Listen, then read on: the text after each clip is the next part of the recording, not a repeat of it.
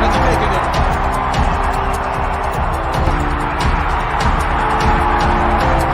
Shot और catch out हो गए. Welcome back, ladies and gentlemen, to another episode of Cricket Mehfil. I am your host, Behram Qazi, and today we'll be reviewing the third and final test played between Pakistan and Australia at Gaddafi Stadium, Lahore, which Australia managed to win and secure the series 1-0. And we'll also briefly be previewing the ODI series that is to be played between both nations with a very special guest with us today, Asjad Pasha, who is a keen cricket observer and runs his own YouTube channel, Cricket for Us 2.0, and you can catch his analysis over there. I definitely recommend it. How are you doing, Asjad? I'm doing great. Absolutely honored to be here. Very excited to talk about this entire series. A lot of people have mentioned it's been a pretty dead series, but I'm very excited to talk about, especially this third test, because we finally got a result. Yes, it's an absolute pleasure to have you here on Grassroots Cricket, Asjad. And just to kick things off, let's talk about Australia's victory. Their first victory in a test series in Asia since 2011 against a pretty formidable Pakistan team. It was a grueling test series, very evenly contested right up until the final day. So after 14 days of grueling test cricket, it came down, boiled down to that last day. Australia required 10 wickets. Pakistan required 278 runs. And in the end, Australia got there quite comfortably. It's a massive victory for the Aussies, especially in context of the World Test Championship as well. What are your thoughts on their triumph? I think I predicted before the series started that maybe it'll be a one-all draw or something because I expected Australia to win a match, but I also expected Pakistan to win one as well. Considering the circumstances, I was very impressed with Australia, especially trying to make a game out of a game that was potentially going to be a draw, not just in the third test, but also in the second test. And it just shows you the type of mindset that Australia came in with. I quickly just want to mention Pat Cummins, his captaincy, first time captaining the Australian test side outside of Australia after having a fantastic time in the Ashes, comes over, alien conditions. None of these guys have ever played in Pakistan, and neither have their coaches, to be honest, right? So the way they adapted to the conditions of every single ground. You can talk about the flat pitches. You could talk about sorry. You could talk about the batting friendly pitches. You could talk about everything like that. But ideally, you expect the home team to be able to utilize their skills a lot better and be able to get a result out of it. However, with Australia, what they did was far better than what Pakistan was able to do. Doesn't matter the players they selected, it's the 11 that you select. Their 11 banked and they actually worked. And it was very impressive. The bowling changes, the declarations blew my mind. But I remember saying on the third test, I said, seems like this is the master stroke that Australia needed to try and get this win. And here we have it. They won the test match on day 5. Absolutely. And the Aussies have been relentless all series and they are deserved winners. I think the best team did win ultimately. And you spoke about Pat Cummins. It's been a phenomenal start to his captaincy in Test cricket. First, he was thrust into the role after that controversy with previous captain Tim Paine. And then he won the Ashes quite comfortably. Then you had all that drama with Justin Langer. And then they came to Pakistan.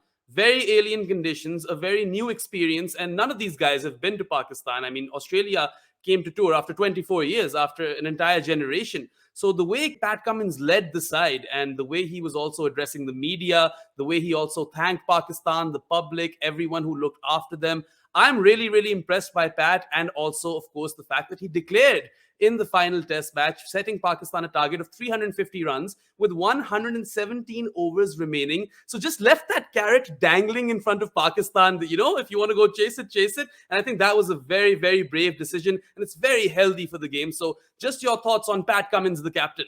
What I just want to say about Pat Cummins is he's an aggressive captain. He's a bowler. Obviously, he's going to have those aggressive tendencies.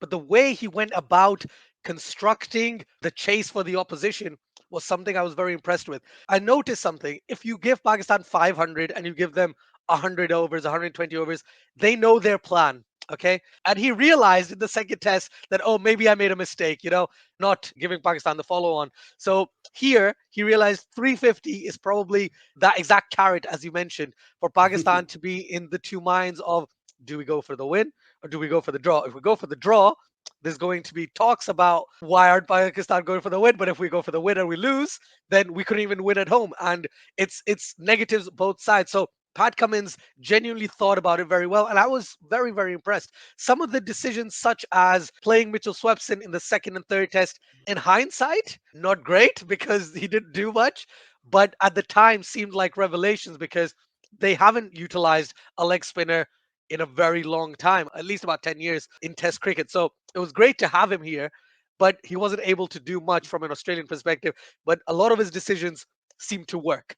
A lot of the fielding decisions, such as giving Nathan Lyon a short leg, a silly mid off, a slip, and not give him a leg gully. Because it's like the way the batsman was set up, oh, I can try and play the ball over here.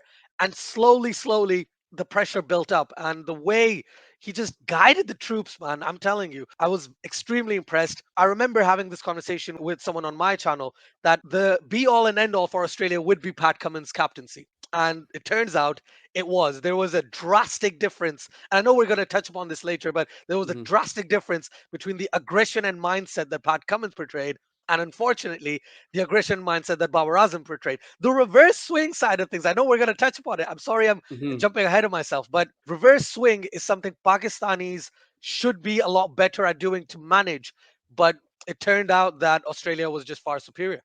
Absolutely. And of course, Pat Cummins led the way with the ball. He was also reverse swinging it. It was almost impossible to get him away for runs, and he really did Mhm. lead from the front, rallied his troops to perfection. And I think he is a great poster boy for Australian cricket going forward. 4 years on from Sandpaper Gate, I think the Aussies find themselves in good hands. And of course, you could make a case for Pat Cummins as man of the series as well. But of course, Usman Khawaja got a lot of runs, and we'll get to that. But I want to move on to the reverse swinging carnage on display in Lahore. Not only did Mitchell Starc and Pat Cummins really make that ball talk and extract a lot of reverse, of course, they did dismiss 7 Pakistani batsmen for 20 runs and triggered that collapse in the first innings of Pakistan, which ultimately you would say won them the game. So I think they were really on point with their reverse swing. And also Naseem Shah, I do want to mention him as well. He was really, really good. The ball was tailing in, and that delivery to Cam Green was just something out of this world.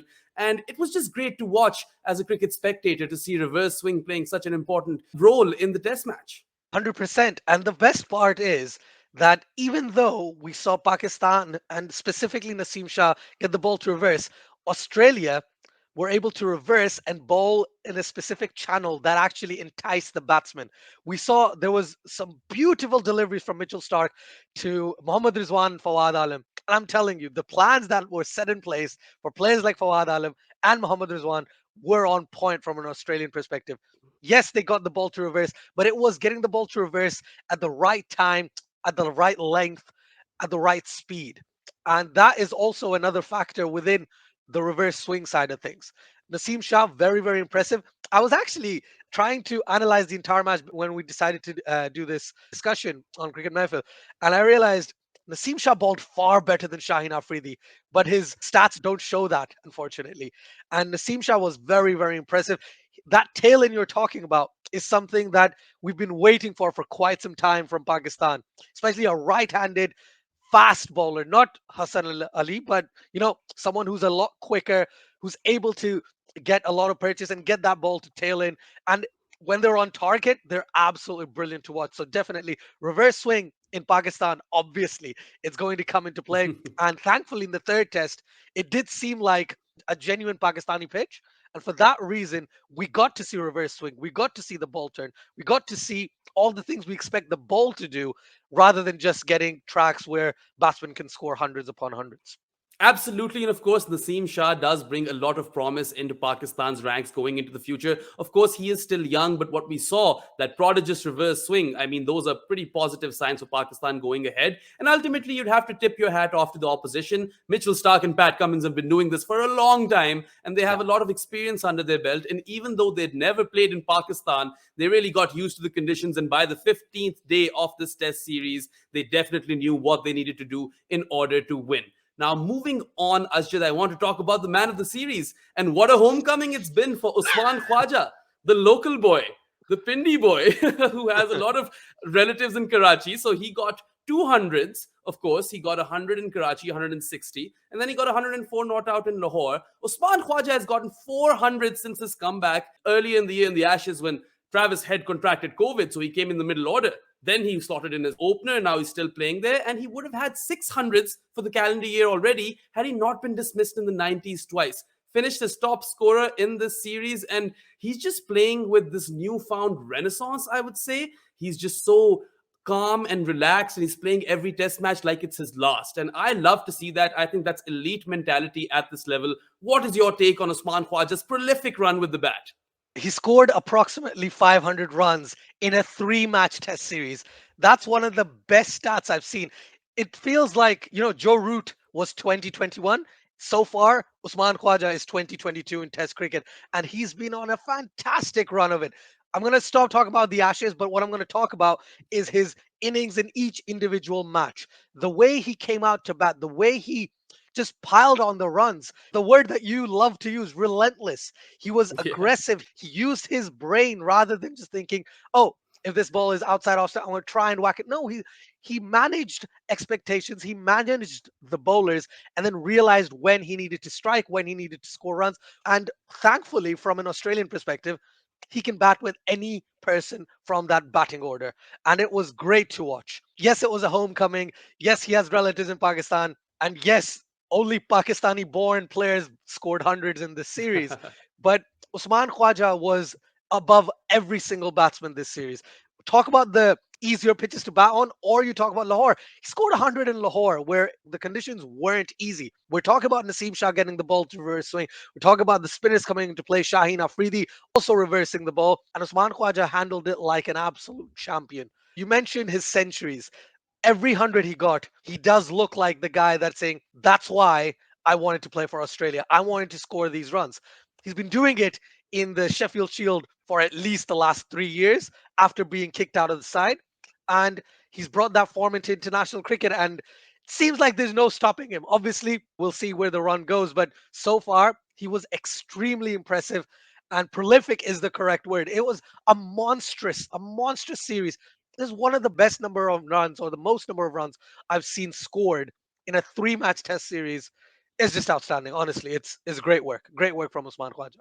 And for someone who we thought his career might have been done and dusted not too Yeah, long ago, to have the mental strength to come back from that and represent Australia and score all of those hundreds and be one of those senior players in the side, he's also a leader in that team. So I'm madly impressed by Usman Khawaja, and I'm chuffed to bits for him, really, even though my heart is broken. And Australia tends to break Pakistan's heart the most, just 2 times in quick succession now with the T20 World Cup and now this. But I'm really, really happy for Usman Khawaja, and I think he still has a lot to offer to Australian cricket. Now, moving on, I want to talk about some of the close calls in this test match, Asjad. We saw Azhar Ali getting out on a dubious call. I don't think that was quite conclusive, and the soft signal was not out. And then, of course, Pakistan wasted a few reviews, and then when they had to review that Rizwan LBW, which was clearly pitching outside off, they didn't, and that cost Pakistan dearly. So do you think those things might have contributed towards Pakistan's loss, or were Australia going to get there anyway? that's a really good question because ifs and buts always lead somewhere, right? If I look at the close calls, you talk about the Azhar Ali dismissal. Now, there's two schools of thought here. If the umpire feels as though there is even a little spike, that means it's hit the bat, they should give it out. And I completely understand that.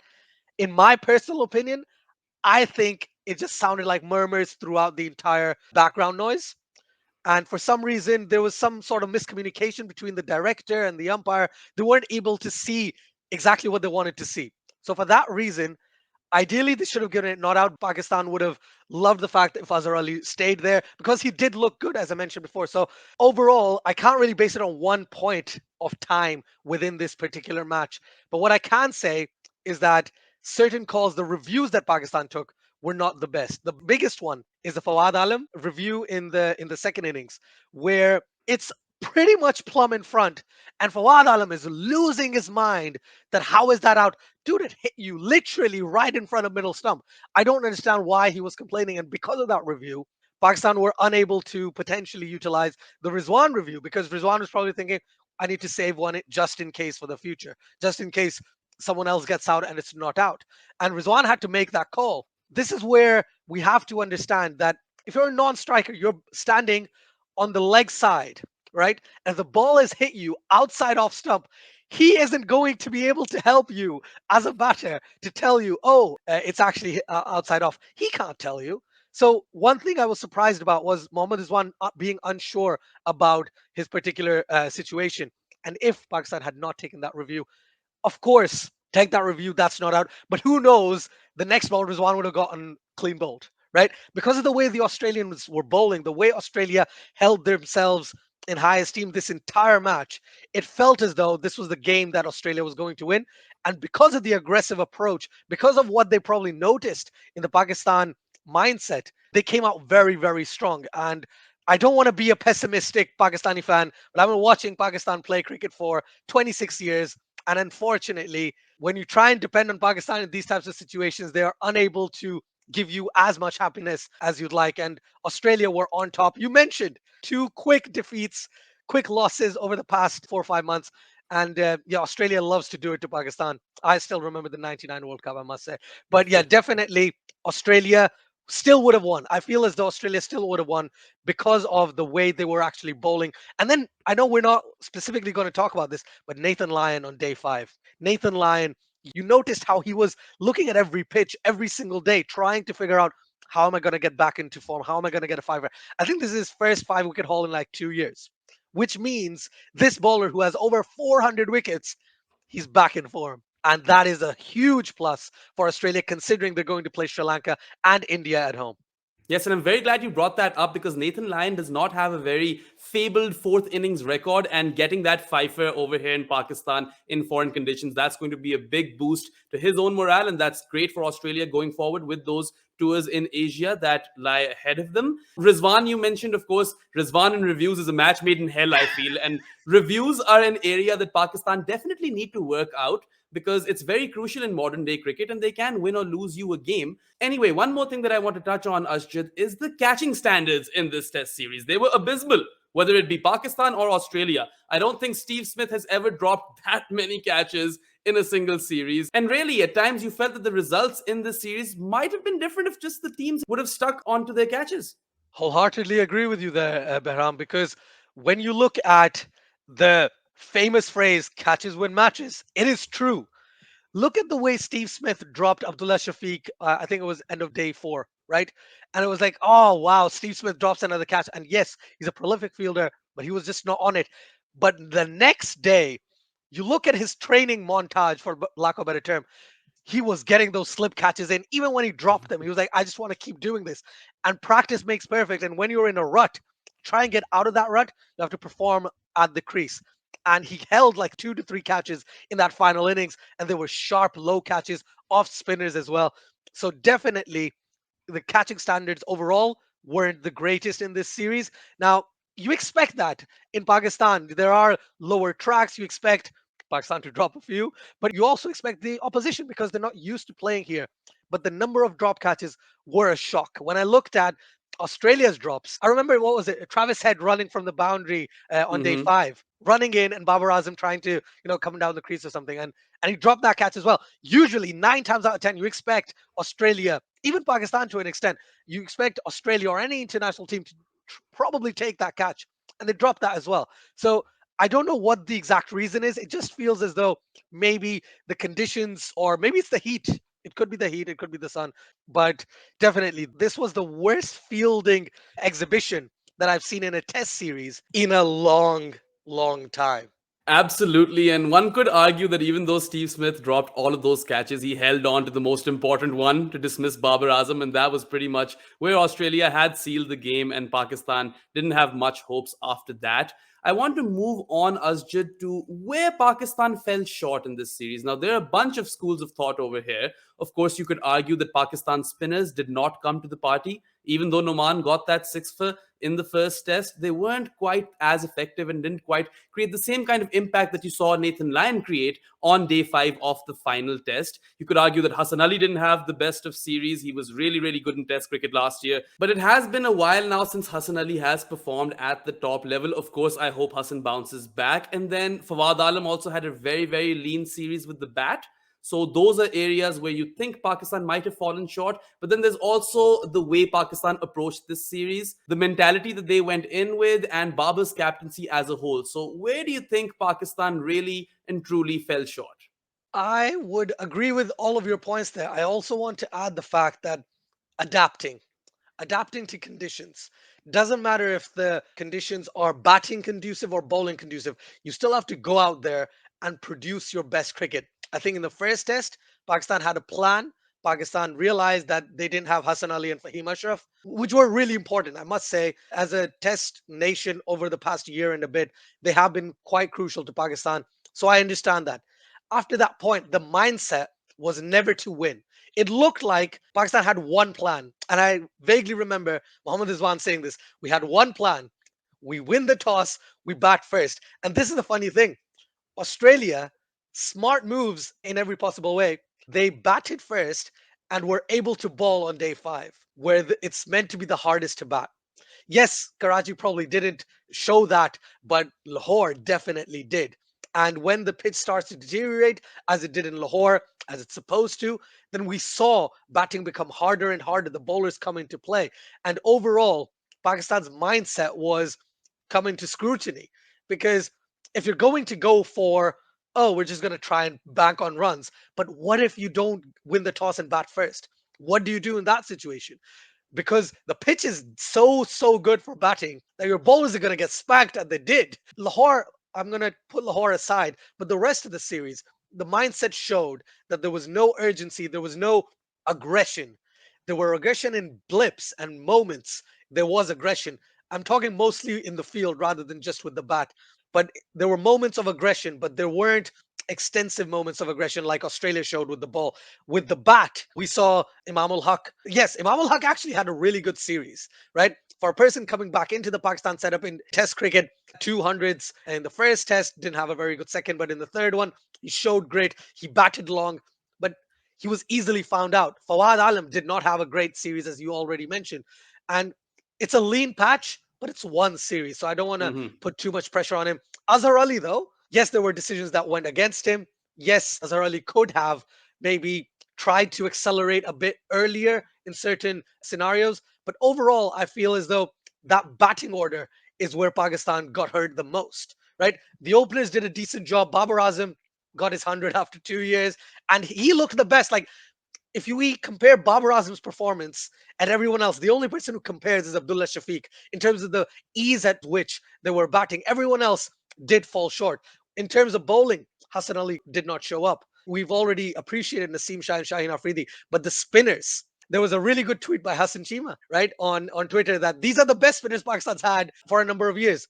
But they were unable to adapt to the conditions that were presented to them. While Australia, on the other hand, were able to use their bowlers in a sort of way that end result, they'd be picking up wickets. So I think those are the few bits where Pakistan unfortunately fell short. So in the last test match, Pakistan did go in with five premier bowlers and they rested Fahim. Now, in hindsight, one could say that maybe if they played Fahim instead of Hassan, things would be better. But the guy who came in Fahim's place, Naseem Shah, he had a very, very good game. So do you think Pakistan, maybe they wanted to go for the win with their lineup and everything, playing the extra bowler, and that just didn't turn out? Like, how would you criticize or applaud that decision? So I would say I understand the mindset, but at the same time, nowadays, having five genuine bowlers batting from 7 to 11 is just not done. It's not ideal. And considering that we look at Imam ul Haq, we look at Azhar Ali and Fawad Alam, who are considered to be test specialists at this moment, they're not firing on a regular basis. They haven't looked comfortable at the crease when the ball started to do bits, when the ball started to swing, when the ball started to spin. They just haven't looked as comfortable as Babar, as Abdullah, as Mohammad Rizwan. So I would not have felt comfortable saying, oh, Sajid bats at seven. Yes, he has a decent domestic record. Yes, Numan Ali has a decent domestic record. Hassan Ali has been in pretty good touch with the bat in terms of first class cricket over the past year and a half. But I wouldn't bank on that. I understand Mhm. where you're coming from in terms of the aggressive approach, potentially having Naseem Shah. Don't play Sajid Khan for the sake of argument. Fawad Alam can bowl a bit. Babar Azam can bowl a bit of off spin, but Sajid Khan did not benefit Pakistan as much as I would have thought he would, considering the brilliant performance he had in Bangladesh. He picked up that eight for. So Noman Ali looked like the bowler, even if he went for runs, he looked like making inroads, while Sajid Khan was easily tackled, unlike Nathan Lyon from Australia. So I understand their point of view, but I think they went down the wrong route rather than playing an extra pacer, which is fine. They went down the route of removing their premium all rounder and bringing in a genuine fast bowler. I think this should have gone in slightly different to have that basis, to have that stability of Fahim Ashraf, who has been averaging around 40 over the past year and a half.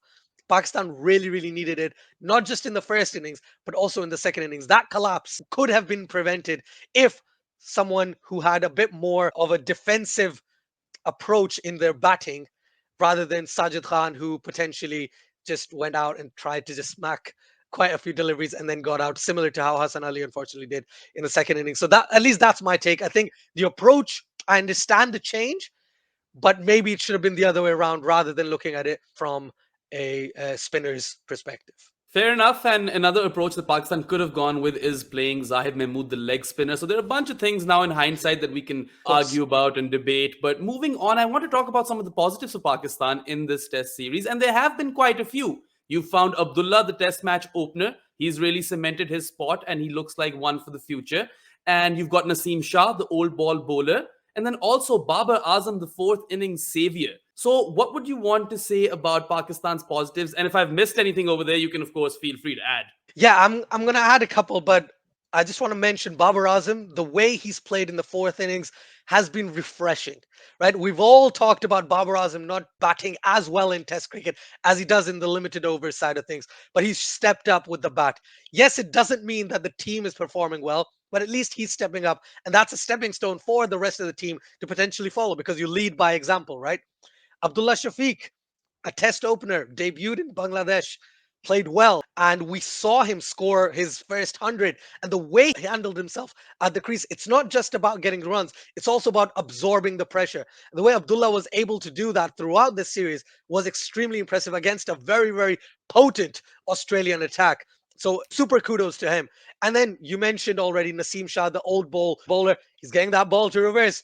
He's getting something that Pakistan has been looking for over the past couple of years on a regular basis. He even got a bit of reverse in the Rawalpindi test, I must say, something that no one was getting, apart from maybe Cameron Green. So Naseem Shah has been very impressive in that sense. Shaheen Afridi, I believe, from the Pakistani end, the highest wicket taker.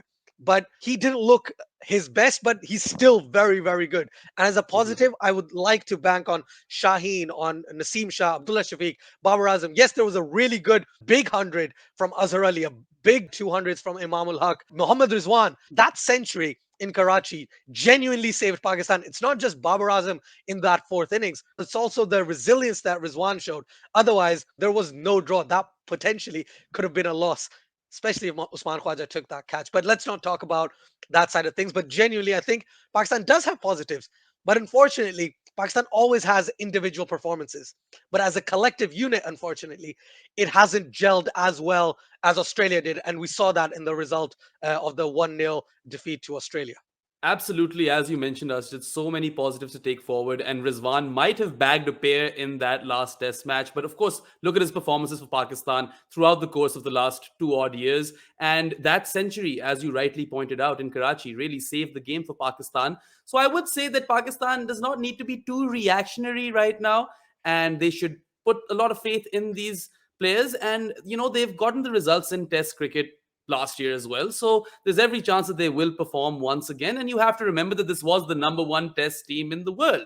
So I think it's all right. And Pakistan can take these positives forward. And, there's a bumper year coming up in test cricket for Pakistan. You've got two tests versus Sri Lanka, three versus England, two versus New Zealand. So there's still a lot to play for. Now, Asjad, I just want to briefly preview the ODI series that is set to take place between both nations. All three ODIs will be played in Lahore. I'm expecting belters in these matches and high scoring games, that's for sure. Pakistan looks very strong. They have their first string team available to them. The only changes being Imad Wasim has been replaced by a veteran, seasoned professional left arm off spinner in Asif Afridi, who really, I think, deserves this go because he's performed year in, year out for KP. And then also you see Mohammad Haris make it to the team as the backup keeper ahead of Sarfaraz Ahmed. Compare this to the Aussies, and you don't have a lot of key players. You don't have Josh Hazelwood, Pat Cummins, Mitchell Stark, Stephen Smith, David Warner. So you'd expect Pakistan to win this, and they do have a score to settle, don't they? 100%. Look at the difference between the two sides. Look at the experience difference of how many ODIs they've played. There's a stark difference. You mentioned all the players Australia doesn't have, and that's going to be something that Pakistan needs to keep in mind, but not base their performance on the back of that. We've seen it with England last year. Pakistan, when they get a bit complacent, they lose 3-0 to the genuine third straight England side in England. So Pakistan needs to keep their focus ahead. I would say Pakistan should be able to win this series. If I'm perfectly honest, I predicted many things over the course of the last couple of weeks, but genuinely speaking, Pakistan is playing their best side and at home at Gaddafi stadiums. Yes, they're going to be belters, but we have to consider that Australia is not going to bring players that are not good enough either. There's a player in the name of McDermott. He is absolutely brilliant. He had a fantastic BBL. You have Sean Abbott making a return, who, again, in Australian conditions, has been performing on a regular basis. Kane Richardson, someone who at one stage was the only pace bowler in T20I rankings. Everyone else was a spinner. So some really good prospects from the Australian perspective. And overall, Marnus Labuschagne. Labuschagne is Mhm. playing as well. So we have to realize that, yes, it's not their best side, but the players they replaced them with are not just easy goings. They are genuine players who have been playing cricket for quite some time, and they will show some sort of fight. You mentioned Asif Afridi. What a legend of Pakistan cricket over the years, man. He's been performing, as you said, day in, day out. And the best part is he can slot in exactly where Imad Wasim bats or where Muhammad Nawaz would have batted, right? He fits in very, very well. So I think Asif Afridi's inclusion is a good one. I would like to also address, I would love to see that top three for Pakistan perform, Imam, Fakhr, and Babar, because that is going to set the scene from a Pakistani perspective. Yes, you have that middle order who, again, is not completely settled, but they look much better than they did about a year ago because of Iftikhar's form, because of Rizwan's form, maybe even Fahim Ashraf. So a lot of these players are looking much better now. So if I had to go one way, if I had to think about it, I would say Pakistan has more of a chance, but they cannot take this Australian side easily because whenever that happens, we've seen it with Sri Lanka at home, we've seen it with England in England. I don't want a third of this particular event. Absolutely, complacency definitely should not be on the cards for Pakistan. They should know this because you rightly pointed out they lost to a second string England team last year in England. And another Aussie to look out for, by the way, is Nathan Ellis, the young pacer. Yes, So I'm 100%. really looking forward to watch him. And then one thing I really want Pakistan to do is that if you want to play South Shakil, you play him at four and you can maybe demote Rizwan a bit because if you're sending South Shakil in too late, he won't be able to get the best out of himself. But again, I think Pakistan's team is very strong in comparison to Australia. They should be winning this ODI series. But of course, it's cricket and you never really know for sure. Let's have a quick prediction, Asjad. I know you're not a big fan of predictions off late, but who do you think will finish with what scoreline? Right. I'm going to change my decision from what I said a couple of days ago. Okay. I'm going to be a positive Pete. Pakistan 2-1. Pakistan 2-1. Because you made a very valid point there. Saud Shakil, someone who we've been vibing for in Test cricket. Yes, he's got an opportunity in ODIs as well. In difficult conditions, didn't have the best debut in international cricket. However, he's an absolutely class batsman. He's got a list A average of 45. He's got a list A strike rate of 84. Someone who can definitely channel those middle overs and bat in the middle order. So I agree with you with regards to the Mohammad Rizwan aspect. Move Rizwan down, move South Shakil to number four, maybe even to three, and move Babar to four. Some really good decisions there. So personally, I would go Pakistan 2-1 for this series. And if I'm wrong, I'm really sorry. I think I would concur 2-1 to Pakistan seems pretty safe. And also the fact that teams don't play a lot of ODI cricket anymore. So you have Not to anymore. get back into that groove, and that sometimes takes a bit of time. So I think 2-1 is quite safe. But that's a wrap for this episode of Cricket Mehfil. Thank you so much, Asjit, for making it. It's been an absolute pleasure to have you, as always. No, it's a pleasure to be here. It's an honor. Genuinely, grassroots cricket. What a channel. What they've been doing over the past few years. I've been extremely impressed by, and I learn from whatever grassroots cricket does. So genuinely, so happy to be here. And of course, Behram, to be able to speak to you about cricket, it's a It's always a pleasure. It's always fun. And I always come out learning something. So thank you so much for having me on. Likewise, and all of you viewers, do check out Asjad's channel as well, Cricket for Us 2.0. And don't forget to like this video, share it, subscribe to Grassroots Cricket. We over here at Grassroots Cricket, we're trying to change the way Pakistan cricket journalism works, and we're trying to make a positive impact. So support us by following our content across different social media platforms, and that would mean a lot to us. That's all for now, guys. Bye-bye. Shot और catch out हो गए